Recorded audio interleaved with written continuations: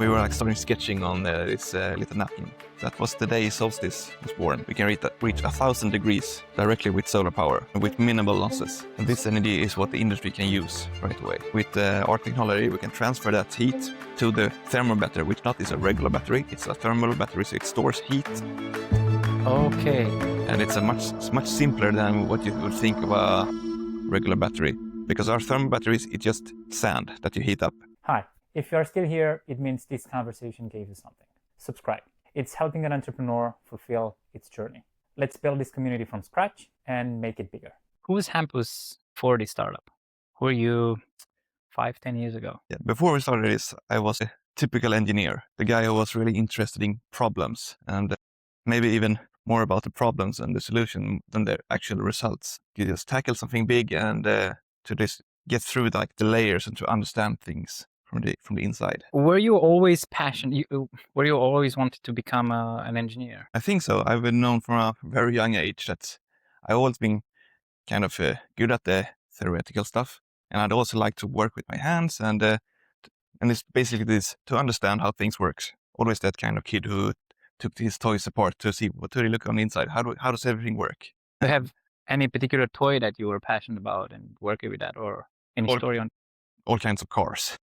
From a very young age, and grew up in a family where that was really promoted by my father. So he was always teaching me, okay, when we are screwing with the engines or anything. He was a mechanic, or you were just passionate about cars? I was just passionate about cars. Your father teaches you about cars, engines, you become curious. And then what's next? Combine this with being interested in the problems. You can see there is a backstory behind it. You can always ask the question why to things. Why is this like this and why is this like that? To get to the bottom of things, that's really satisfying, I think. What is one memory that you have when you were first thinking about, I might build something in the future. I might want to become an entrepreneur? I think that has always been some parallel thought as well. Also from my father, because he had his own company and doing so many different things. He was all over the place. But that is always an option, because that's something a reasonable thing to do. You can have your own company and then you will figure it out. So you have this curiosity starting family. Your father building stuff around companies and also working with engines. And then you become curious and then you went to uni. And then is the university the place where you meet your co-founder? Yes, it is. And how did that happen? We were studying different engineering types. I was mechanical, he was electrical, but there was some course overlapping. So at first we met in a really small project, and it was during COVID, so it was online. We got matched together in this course about batteries. We were like, this is a match. We work good together. This was just a small project. Then took separate paths again. And then we met again in a much larger university program. It's a whole year when students from all different programs come together and they build a race car. And we were also in different sections of that team. He was more in the electrical part with the battery, and I was in the mechanical. Our system were integrated, that we worked together quite a bit. Then we just build our friendship simply and our confidence in each other. Once that project was finished, it's to separate paths again. Half a year after that, Martin reached out to me and was, Hampus, I have this idea. I need to speak to you about it. And that was the day Solstice was born. Then we were starting sketching on this little napkin. He was like, I have had this idea from, I have done vacuum all the energy courses, which I've also been part of in many ways. If you like this technology from this part and this technology from this part, and then we found if you put it together, we unlock so many possibilities. We get this product that can be used in so many ways, and that was tickling my sense of when I look at the problem. And I was feeling, oh, this is a problem with so many layers, and every layer is so satisfying to unlock. It was this moment when we were discussing it, and we could, both of us could see that, okay, this ticks so many boxes with all of the problems in the energy systems that we have. Why he was reaching to you? Because we have been working together first with the course with hydrogen, and then mostly from this Formula Student project, we have checking out the shadow. We know, okay, he's a guy that can get things done. Work good together, have this friendship part of course, and we can relate to each other. And also I could really work with this guy. We knew that from the start.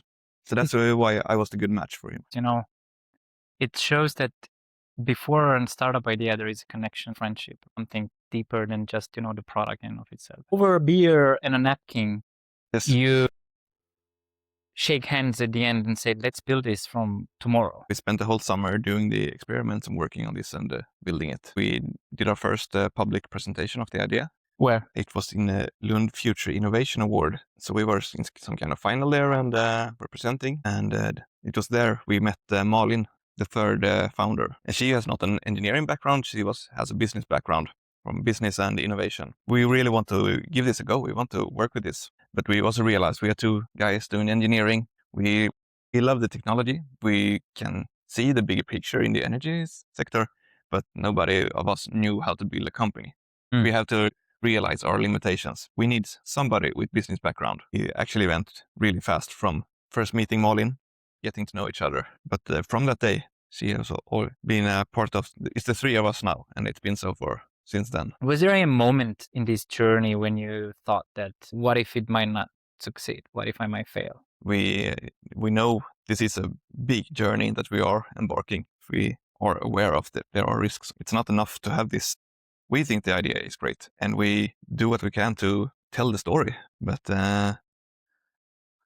building a company, there are so many things that can go wrong. It's not something that we talk about every day, but it's also always in the back of our minds.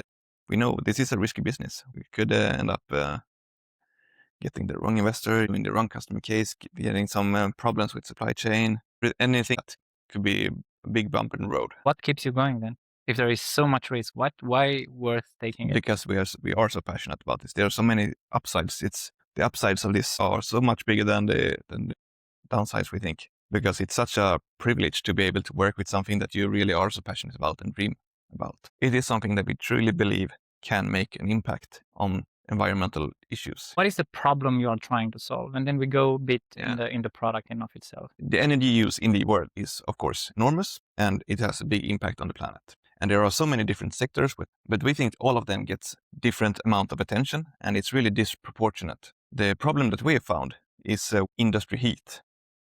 So that is a really big sector. And that is a sector that we can completely turn around. And they don't really have that much option, because the solution always seems to be electrification. That is the universal solution to all problems. But when it comes to this enormous amount of energy, it's really hard to do. And today there are industries that want to electrify the processes, but they cannot, because you have to build an energy grid to connect the power supply to the industry. And it's not there. It takes so much time to build. And all the countries in Europe and in the world are struggling with this. How do we expand the grids to be powerful enough to supply all our industries? And that takes time. But the industry needs a solution now. The world needs a solution now. So you came up with a solution. So this is what we provide.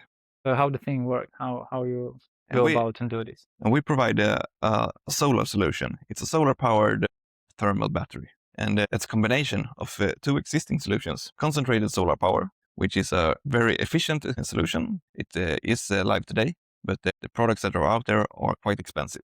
There are also thermal batteries, which also an existing solution. But since those that are out there, they are charged with electricity from the grid, which makes them losing a lot of energy in the process. So compared to our solution, they are very inefficient, because we have found a way to connect these directly without passing through the grid or electricity. We charge the thermal battery with solar heat directly, and we can make it to be extremely hot. We can reach 1,000 degrees directly with solar power with minimal losses. And this energy is what the industry can use right away. So you are combining solar energy, which we see everywhere, right, in these solar panels, with a battery that it's a thermal battery, which is probably one of the best things, right, to capture as much energy as possible. Is that right? In principle, we do exactly that, but we have completely different technologies.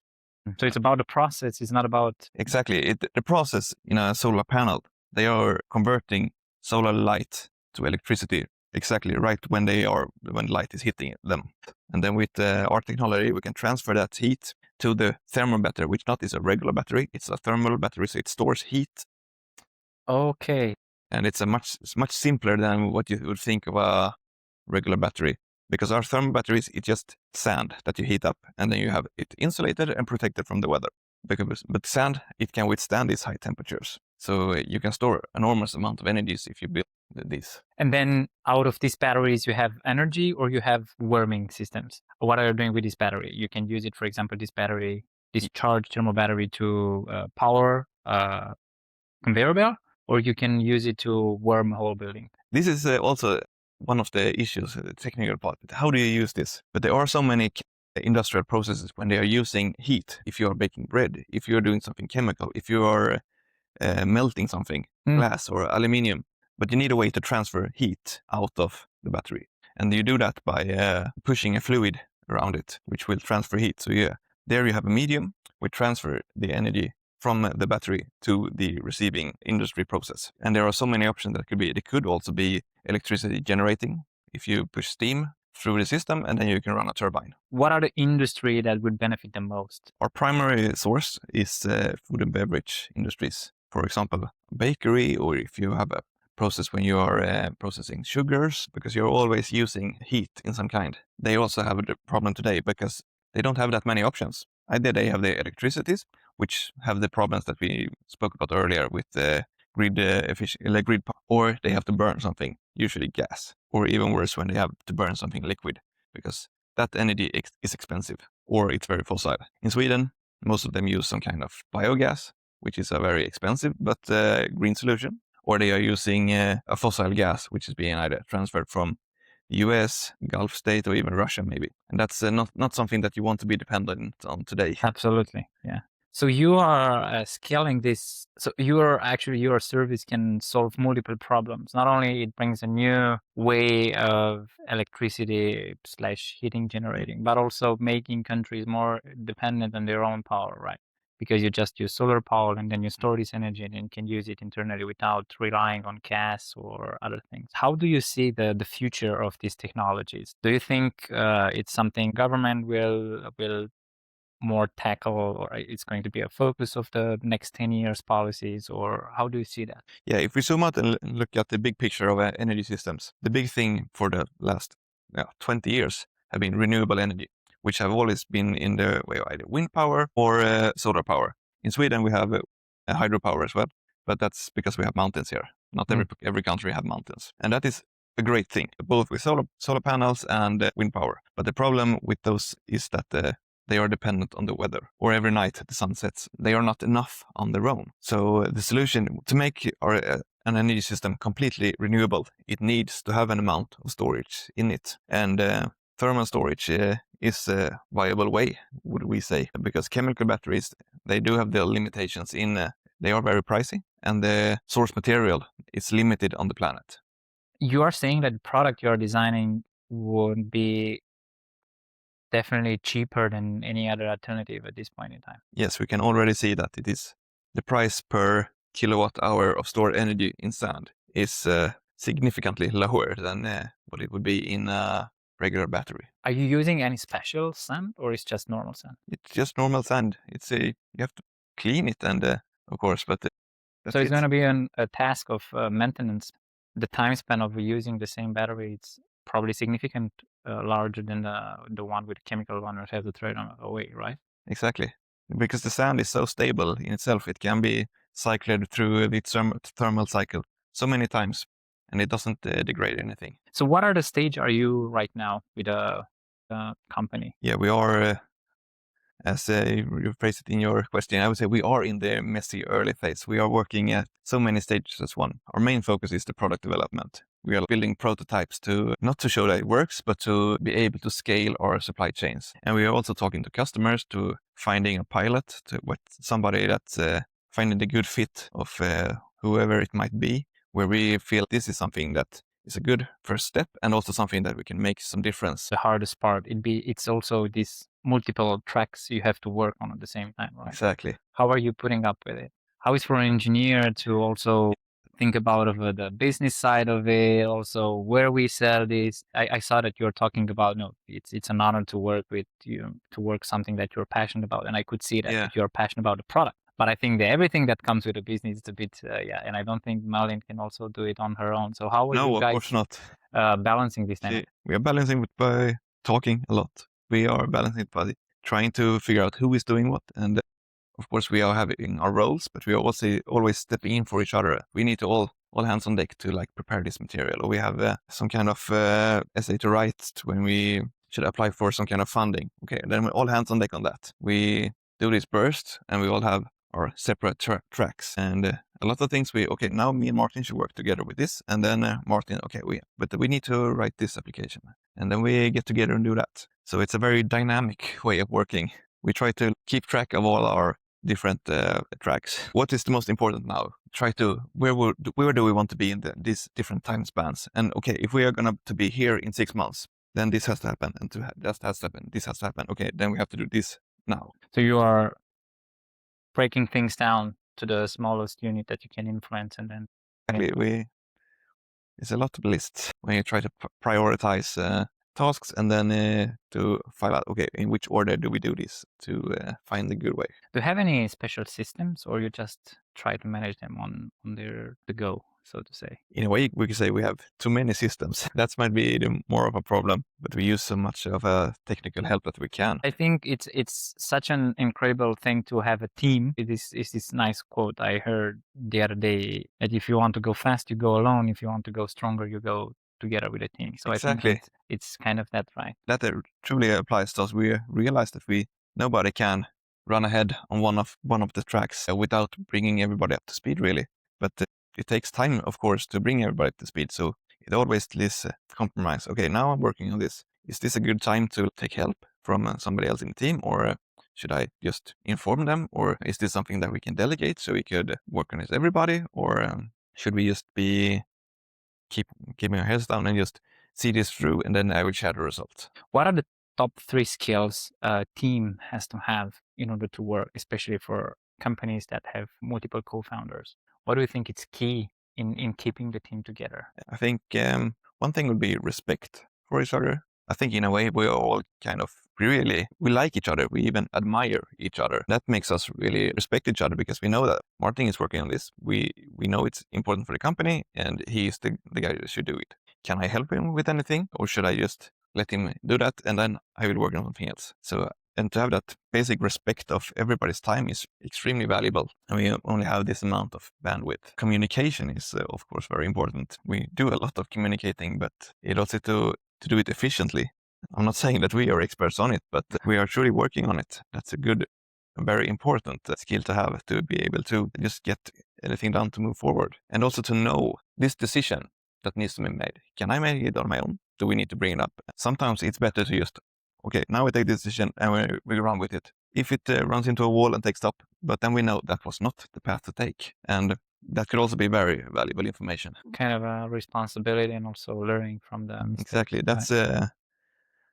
That's what this process really is. It's learning about the company, learning about the process, learning about ourselves, learning about each other. Was it something, if you look back, for example, think about when you were working with your dad, right? Yeah. And he's explaining you. Maybe back then you had an idea about what successful life would look like. Did that change along the way? I remember one thing was, I used to say, I like problems, because when you like a kid, you have a whole summer and you're like, what am I going to do? I'm going to find some kind of problem. Then I'm going to work on that. At age, it could be getting this moped running, or build a hut or something. As I got older, still like the problems, but all of the problems, they maybe are worth something to me and not anybody else. And with this problem, we feel this is valuable to the planet. It will make an impact. I think that's the question. You find a problem that you're so passionate about, you enjoy working with it, and you also know that this is making an impact in people's lives, or for the future. So that's the sweet spot. That's the sweet spot when you can have both of them. Interesting problems that really work for a good matter. Who is Hampus when he's not working on the company? Who is him before the lights are on him, and then all the pressure of running? I would say a hard question. At the moment, he is working a lot on his company, but he is just a regular guy. Want to hang out with his girlfriend and friends, and works with his good relations. I'm very fortunate to have a good relationship with my mom and brother and father and everybody. How is family supporting you in this? What were their feedback when you said that I'm going to start a company? Were they worried? Yeah. Or they were happy? They were happy. They weren't even that surprised, I think. Because, as I said, running a company has always been a part of my upbringing. So it was a natural step. So now, okay, now it's your turn. And my father has been like, oh, I knew you would do this someday. So now it's here. I'm just glad that you have your own product, glad that you have something that you're really passionate about. So they are very supportive. How is your significant other, how is your girlfriend thinking about it? Because I imagine you run into shortage of time. Yes, this shortage of time is, I can't say it's a problem. I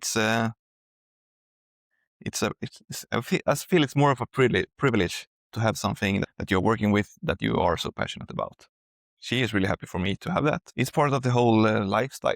You have to prioritize which project you should run in your work. We should also prioritize which project you should run in your spare time. And you need to prioritize like spending time with your girlfriend and having that as well. Like a good engineer, you break things down and say, what is this now? Time for this, right? You got me figure out this. I try to work with long-term goals and areas. What is the thing I need to do to get there, and what is the thing I need to do to get there? And it could be have a good relationship with my girlfriend or building a prototype. Same strategy.